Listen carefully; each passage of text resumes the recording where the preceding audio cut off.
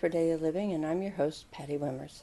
And we want to talk a little bit about Christmas today and what it means to each of us. For some, we don't celebrate Christmas, even maybe you believe in Jesus, but you just don't necessarily celebrate Christmas. And for others, perhaps you're Jewish, and the day that we happen to be taping this is the first day of Hanukkah. Or maybe you just don't believe, or you're in the occult, or wherever you are, wherever your spiritual life is, or atheistic life, or whatever. Stop, just for a minute.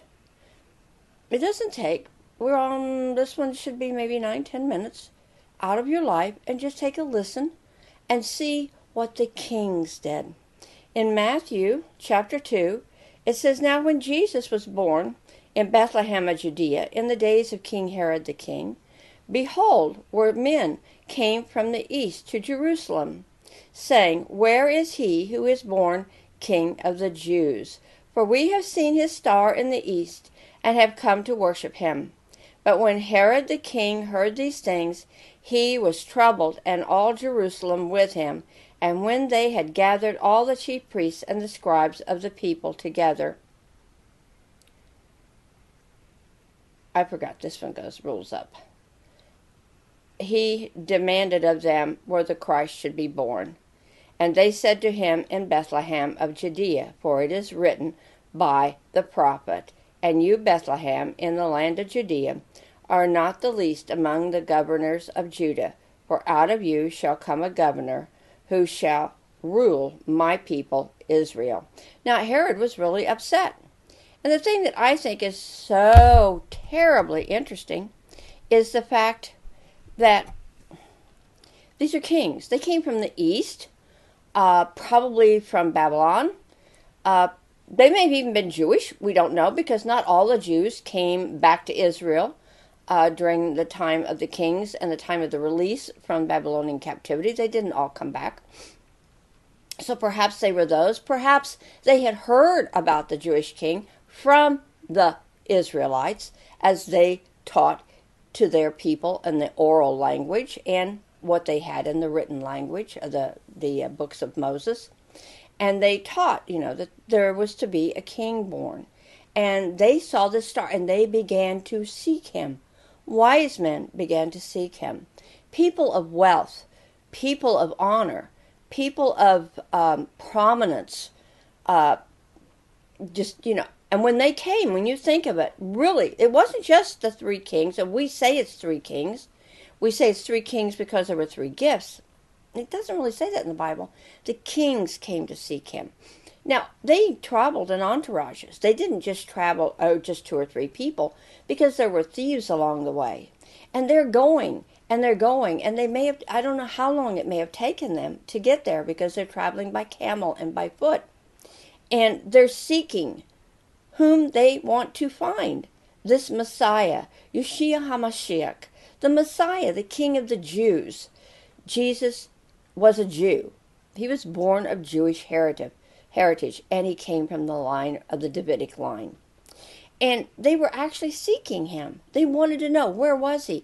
Where could they find him? This king, because they had gifts to give him. They had gold and frankincense and myrrh.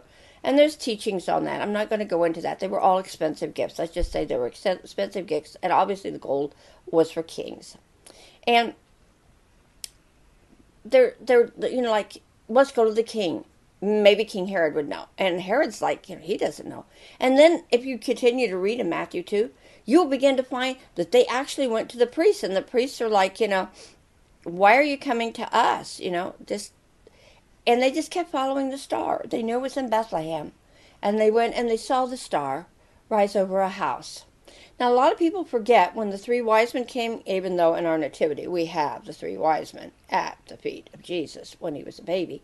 But if you read on, it actually says the child.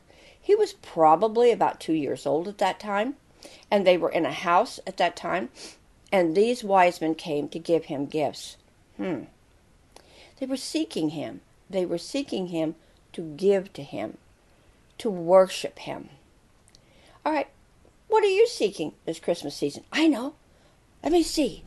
let me go online and see what I can find. I actually had to go online to get something for my granddaughter. Now, I'm not going to tell you what it is because I never know. She might be listening.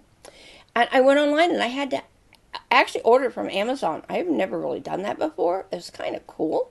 So I did that. And I'm supposed to get the gift this week, which is 2 weeks before Christmas. Is when we're taping this. And, but I had to go find it. I went to this store and I went to that store and I'm like, they don't have it. And then I went somewhere else and they said, they don't make that anymore. And I'm like, oh my goodness. And I thought, well, let me just go to Amazon. And and there it was, just exactly what I wanted. I was seeking it for my special granddaughter. And I have some very special things for my grandson also.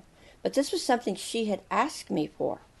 She had asked, you know that when you ask God for something, He will go all over the world to find it for you if it's in His will for you to have it. He really will. But how about you? What are you seeking personally for yourself? Are you seeking life in music, life in drugs, life in sexual things, life in pornography? None of those have life. Life in eating. I know a lot of people that just eat and eat and eat and eat and eat and eat, and they get bigger and bigger and bigger and bigger and bigger and bigger. It doesn't work, unless you exercise enough to burn up all those calories. They become fat on you, and we really don't need that blubber fat. The whales can keep it. They keep all that. We don't need that. But what are you really seeking? Because when you think of it, what you're seeking is what will please you. Some are seeking for a husband or a wife. Oh, I know if I had a husband or a wife, I would just be so happy. Really? I love my husband very much, but he doesn't meet all my needs. You say, well, he should. Why? He isn't God. You see, God can meet my needs because Jesus came to earth. When Jesus came to earth as a baby, it really worked. He came as a baby and He died on the cross and He died for you and me so that when you're seeking, you can find Him for salvation. You can find Him for healing. You can find Him for a job. You can find Him for peace. You can find Him for joy and sorrow. You can find Him for answers to questions that you just have no clue about it. The other day, I had actually misplaced my ATM card. I wasn't real sure. I said, God, you're the keeper of all lost and misplaced articles. I'm expecting you to take care of it and show me where it's at. And He did. It was put in a very safe place, but it just wasn't where I would normally put it. But I'd been sitting on the couch, and I had my bag there with my iPad in it, and I'd actually laid it in there so that I wouldn't lose it. My husband had taken it to use it to go bring dinner home, and rather than going and putting it in my purse, which I should have done, I know, but I didn't. I just put it in there. So then when we went shopping, I'm like, oh, I don't have a card. But I remembered, and I'm like, I lifted up a prayer. I'm like, no, it's not lost. It's just not where I expected it to be. How many of you sought things where you expected them to be and they weren't there? They just weren't there. Maybe even gifts, because at Christmas time, I should say probably at this time of year more than any other, we're seeking things, seeking to buy things, maybe even seeking a job so you can get extra income to buy and purchase the things you want to for your family. But, there is one ultimate gift, and that gift is Jesus Christ. And that gift you can introduce to everyone in your family, all of your friends, the people you work with. And if you introduce them to Him, they will have the perfect gift for Christmas. Because in Him is life eternal. In Him is healing. In Him is salvation. In Him is prosperity. In Him is your gifts and abilities being anointed of God to touch other people's lives. Without Him, the thief will come in, he will rob, he will steal, he will kill, and he will destroy you. And he'll destroy everyone around you. And I don't want that to happen to you. This year, my granddaughter turned 15. And some of you say, like I teach the kids whenever we're doing writing, so what? A lot of people have turned 15. What is different about her turning 15? Well, there is a difference because when she was a baby, only a month or so old, they gave her an edict that she would die by the time she was 15. and I don't ask me what the disease was. I don't remember. I remember my daughter-in-law coming home with it. It was about a word this long, and I'm like, didn't know. I only knew one thing. I'd had a vision of her married with children, and I had it before she was born. I had that vision. My daughter-in-law said, I'm clinging to that vision you had. She is not going to die. She's going to live. At 9 months old, they said she would live, that disease, whatever it was gone. And now she's turned 15. That's when Satan said, you're going to die. But she didn't, because my daughter-in-law and I, we talked together and we prayed together and we trusted God for her. And God answered it. He answered it. I remember when she was little, before we knew she was healed, I went to the store and I bought clothes that were for 6-year-olds and 7-year-olds and 8-year-olds and put them in the drawer. Faith, believing that she was going to be healed. I knew she was going to be healed. Why else would God give me that vision? I will say one thing. When he gives you a vision, you can pretty well be sure it's going to be tested. But he'll give you that vision. You've got a vision.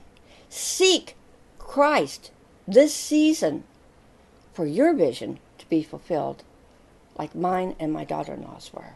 In Jesus' name, may God richly bless you with every spiritual blessing in heavenly places.